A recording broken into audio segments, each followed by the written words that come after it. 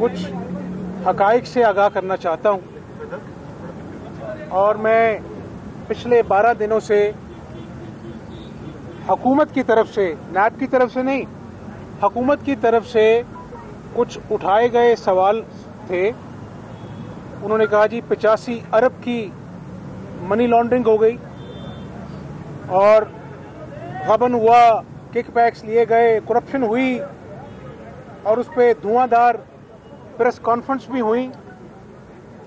मेरा पहला ये सवाल है कि इनको कौन बताता है, फवाद चौधरी साहब को और शहजाद अकबर साहब को, कि ऐसा मामला है? FBI बताता है, नैब बताती है, कौन बताता है? और फिर ये लोगों की पगड़ियां उछालते। फिर जो मुझे और मेरे ख़ानदान को जो नोटिस आया है कि आपके सारे ख़ानदान को ECL पे डाल दिया गया है, उसमें 85 अरब नहीं, उसमें 33 अरब की रकम दर्ज है। अब 85 अरब से 33 अरब यानी ज़मीन आसमान का फ़र्क है, आधे से ज़्यादा फ़र्क है। अब मैं पाकिस्तानी कौम को ये बताना चाहता हूँ कि आपने देखा किस तरह मेरी बहनों के घर पुलिस ने धावा बोला और नोटिस सर्व हुआ। क्या इज्जतदार मुआशरे में नोटिस ऐसे सर्व होते हैं? बाद में डाकिए के साथ नोटिस सर्व हुआ, पूरी कौम ने वो तमाशा देखा। मैं अपने मौक़िफ़ को कौम के सामने रखना चाहता हूं। ये जो इल्ज़ाम हमजा शहबाज शरीफ पर लगा है, मैं आज नैब के टीम के रूबरू पेश हुआ था। अब कौम को ये ज़रा गौर से सुनना है कि एक तरफ फवाद चौधरी और शहजाद अकबर 85 अरब की बात करते हैं, इंटीरियर मिनिस्ट्री का जो लेटर है ECL पे डालने का वो 33 अरब की बात करता है। इंटीरियर मिनिस्ट्री का क्या तुक बनता है कि वो 33 अरब की बात करे? उनको तो सीधी बात करनी चाहिए कि जी आपका नाम ECL पे डाल दिया है। और आज कौम ये बात जान ले कि 85 अरब नहीं, 33 अरब नहीं, आज नैब मुझसे सिर्फ सवाल करता है कि 18 करोड़ का मामला है। ये बातें आप जान लें, ये बातें जान लें। और ये 18 करोड़ कब का है? जो FTTs आई हैं, जो मुझे बाहर से पैसा आया है, ये 2005 से 2008 तक, यानी 2005 और 2008 तक ये पैसा मुझे आया है। उस वक़्त हमजा शहबाज शरीफ पब्लिक ऑफिस होल्डर नहीं था, मुशर्रफ का दौर था। 10 साल मुशर्रफ ने अपनी तकरीर में, जो पहली तकरीर कौम से की थी, उसमें कहा कि हमजा शहबाज को हमने यहाँ रखा है, यानी अगवा बराए तवान मुझे गिरवी रखा हुआ था 10 साल के लिए। मुझे बताएं कि ना मैं पब्लिक ऑफिस होल्डर था, मुझे लाहौर से बाहर जाने की इजाज़त नहीं थी, मेरे वालिद को कैंसर का मूजी मर्ज लाहक हुआ, वो मेरी राह तकते रहे। मैं ऑपरेशन थिएटर में उनका साथ देने के लिए जा सका क्योंकि मुशर्रफ का दौर था। मुझे लाहौर से बाहर जाने की इजाज़त नहीं थी, पाकिस्तान से बाहर जाने की इजाज़त नहीं थी। मुझे बताएं कि जब ना मैं पब्लिक ऑफिस होल्डर था तो किस बात की करप्शन, किस बात की मनी लॉन्ड्रिंग? 18 करोड़ का जवाब मैं इंशाअल्लाह ताला ये देता हूं कि मैंने जो भी किया उस वक़्त के कानून के मुताबिक किया, उस वक़्त के टैक्स कवानीन के मुताबिक किया। और मैं पब्लिक ऑफिस होल्डर नहीं था। मैं पाकिस्तानी कौम को दोबारा गुजारिश कर दूं कि उस वक़्त मैं पब्लिक ऑफिस होल्डर नहीं था, मुशर्रफ का दौर था 10 साल का, ना मेरा भाई था, ना मेरा बाप था, ना मेरी माँ थी, अकेला आदमी था। और नैब उस वक़्त मुझे अपने दफ्तर में बुलाता था, 6-6 घंटे उठाता था, मेरे साथ मेरे दफ्तर में घंटों बैठकर मेरी फाइलें खंगालता था।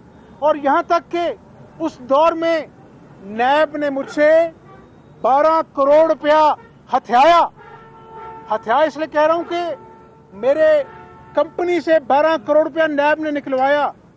और ये हकाइक हैं कि जब डिक्टेटर का दौर ख़त्म हुआ तो सुप्रीम कोर्ट के कहने पर जो 12 करोड़ रुपया मुझसे नैब ने हथियाया था उसको वापस करना पड़ा कि नैब ने ये गलत काम किया। मुझे आप ये बताएं कि ये कौन सी मनी लॉन्ड्रिंग है, ये कौन सी ऐसी बात है जिसके ऊपर रोज प्रेस कॉन्फ्रेंस होती है, रोज इल्जामात लगते हैं और मैं बड़ा गुनहगार हूं मेरे पाकिस्तानियों। लेकिन इस बात की गवाह देना कि अगर ये 18 करोड़ रुपया जो मुझ पे इल्जाम लगा है, अगर ये मनी लॉन्ड्रिंग साबित ना हुई, ये करप्शन साबित ना हुई, तो नियाजी खान तुम्हें कौम से माफी मांगनी पड़ेगी।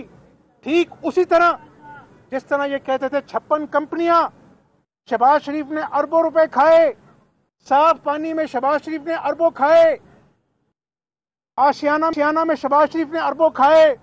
जब फैसला आया दूध का दूध पानी का पानी है, ना 1 इंच जमीन गई, ना 1 पैसा पाकिस्तानी खजाने से गया और पूरी कौम ने देखा कि सब झूठ था, फरेब था। मैंने आज पाकिस्तानी कौम के सामने अपना जवाब दे दिया है, लेकिन मैं जवाब के साथ साथ पाकिस्तानी कौम के सामने कुछ चुपते हुए सवाल रख के जा रहा हूं जिनका जवाब ये पाकिस्तानी कौम मांगती है। एक शख्स जो खुद सरकारी हेलीकॉप्टर में सैर सपाटे करता रहा और नैब के अंदर पेशी भुगती, उसका कोई जवाब नहीं है, और फिर वो नैब चेयरमैन से मीटिंग करता है बतौर वजीर आजम। मुझे कोई कानूनदान ये समझाए कि जिस शख्स पे सरकारी हेलीकॉप्टर को इस्तेमाल करने का सैर सपाटे के लिए इल्जाम है, वो किस हैसियत में नैब चेयरमैन से मुलाकात करता है। मुझे बताए पाकिस्तानी कौम पूछ के नियाजी खान से कि मेरी बीमार मां को नोटिस जाता है, मेरी बहनों को पुलिस के साथ मुआसरा करके नोटिस जाता है, लेकिन अलीमा खान जिसने ऑफशोर कंपनीज बनाई, अरबों की जायदादें बनाई, आज तक पाकिस्तानी कौम को नहीं बताया गया कि अलीमा खान साहिबा की सोर्सेज क्या हैं। ये नया पाकिस्तान का एहतसाब है? ऐसे काम चलेगा? ऐसे काम नहीं चलेगा। और आज पेशियां भुगतता है शहबाज शरीफ, पेशियां भुगतता है शाहिद खाकान अब्बासी, ख्वाजा साद रफीक, ख्वाजा आसिफ, बिलावल भुट्टो जरदारी, और तो कोई पेशियां नहीं भुगतता। आज मुझे बताएं, पाकिस्तानी कौम पूछती है कि पेशावर हाई कोर्ट ने कहा कि ये पेशावर बीआरटी को इंक्वायरी की जाए, बताया जाए खैबर पख्तूनख्वा हुकूमत की जो नियाजी खान की हुकूमत है वहां पर, उनकी अपनी रिपोर्ट कहती है कि इसमें 7 अरब रुपए का करप्शन का स्कैंडल है। कोई पूछने वाला नहीं है। अभी नैब ने बयान दागा कि नैब शक्लें नहीं देखता। ये मैंने जो नाम गिनाए हैं, नैब को ये शक्लें नजर आती हैं और बाकियों ने सुलेमानी टोपी पहन रखी है जो नैब को नजर नहीं आता। एक खातून जहां बाक हो गई, सिर्फ ट्रायल में 1 खरब से ज्यादा मंसूबा तजावुज कर चुका। 1 खरब में शहबाज शरीफ ने 3 मेट्रो बस बनाई, नियाजी खान की बीआरटी पेशावर की धक्के लगा लगा के 1 खरब से तजावुज कर गई। अभी तक कोई नहीं पता कि कब वो चलेगी। खड्डे हैं वहां पर, बारिश हुई, छतें बह गई। ये तमाशा पाकिस्तानी कौम देख रही। आज मैं गुजारिश करूं आपसे कि क़यामत की निशानियां हैं कि जहांगीर तरीन, जिसको सुप्रीम कोर्ट ने झूठा करार दिया, कल वो कह रहे थे मौसूफ कि शर्मनाक है करप्शन करना। जो मालियों के नाम पर करोड़ों की इनसाइडर ट्रेडिंग करता है, जिसको कोर्ट ने नाअहल का और झूठा करार दिया, वो कौम को इंसाफ का, कानून का, एहतसाब का भाषण दे रहा है और नियाजी खान साहब से बनी गाला में मीटिंग्स करता है। कौम पूछती है, नियाजी खान ये नया पाकिस्तान है तुम्हारा? गुजारिश ये है मेरे दोस्तों, मेरे साथियों, कि आज अभी 8 महीने में इस हुकूमत ने 3,300 अरब का कर्जा ले लिया। और मैं कहता हूं इस वक्त मुझे नैब की पेशियों का खौफ नहीं है। जो आगे मुआशी कत्ल हो रहा है और होने वाला है, उसका पाकिस्तानी कौम अंदाजा नहीं कर सकती। इनको मोटी अकल वालों को समझ नहीं आती, सुनामी की समझ आती है। अभी ये फिल्म शुरू हुई है। अभी जो महंगाई का सुनामी आम रेडी वाले को, मजदूर को घेरने वाला है, इसका किसी को अंदाजा नहीं है। असद उमर साहब फरमाते हैं कि अपना जो है वो IMF से बात हो गई है, महंगाई नहीं होगी। उसी के साथ ओगरा कहती है 80% बिजली और गैस महंगी होने वाली है। मुझे आप सिर्फ ये बता दें कि अगर हमजा शहबाज शरीफ की पेशियों से 22 करोड़ लोगों का पेट भर जाता है, हमारे मुआशी हालात बेहतर हो जाते हैं, तो हमजा शहबाज शरीफ को रोज बुलाएं। लेकिन ये एहतसाब नहीं है। जब नियाजी से उसकी अहलियत के बारे में पूछा जाता है, 8 महीने की मुआशी पॉलिसियों के बारे में पूछा जाता है, तो फिर आवाम की जो महंगाई से कमर टूट गई है उसका ध्यान बांटने के लिए हमजा शहबाज शरीफ को नैब बुलाता है। और फवाद चौधरी और शहजाद अकबर, जिनका कोई काम नहीं है, वो नैब की तर्जुमानी करके 85 अरब 33 अरब और बात अब 18 करोड़ पे आ गई। कल अदालत लगेगी हाई कोर्ट के सामने। मैंने जो आपको पाकिस्तानी कौम को बयान दिया वहां भी बयान दूंगा। लेकिन पाकिस्तानी कौम, मैं दोहराता हूं, अगर हमजा शहबाज अल्लाह का गुनाहगार आदमी है, मैं अल्लाह से डरने वाला हूं, नियाजी खान की गीदर भभकियों से डरने वाला नहीं।